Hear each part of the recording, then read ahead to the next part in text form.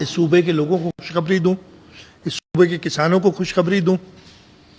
हमने जो चेयरमैन बिलावल भुट्टो जरदारी साहब की तजावीज़ थी जो उन्होंने वफाकी हुकूमत को दी थी, उन पे अमल दरामद कर लिया है और उसके 3 मैंने बताए।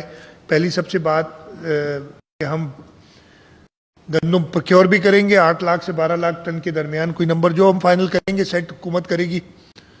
और उसके साथ साथ 3500 रुपये मन, जो पिछले साल 2200-2300 से ज़्यादा नहीं बढ़ा था, 3500 रुपये मन इंश्योर करेंगे कि मिनिमम प्राइस हो।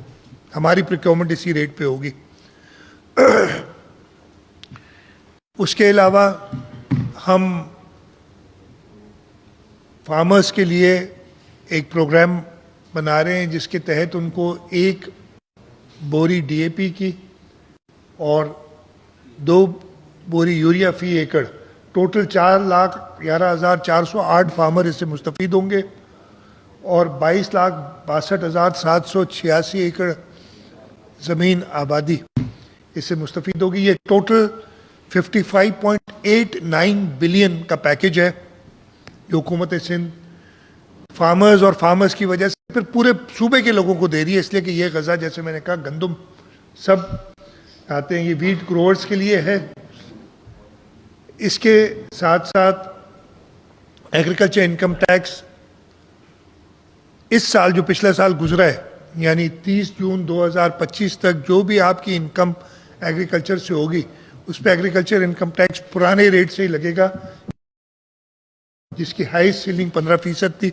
5% से शुरू होता था, 15% तक हाईएस्ट सीलिंग 15% होगी।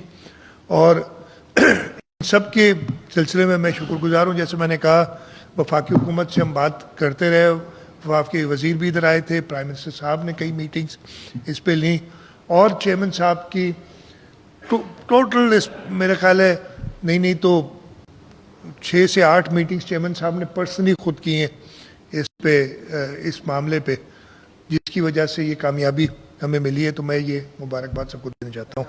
और हम कम से कम 42 लाख टन गंदम पैदा करें इस सूबे में, कम से कम। इससे इंशाल्लाह ताला एक्सीड करेंगे, कोशिश ही होगी। जैसे मैंने बताया कि इस वक्त जो गंदम अवेलेबल है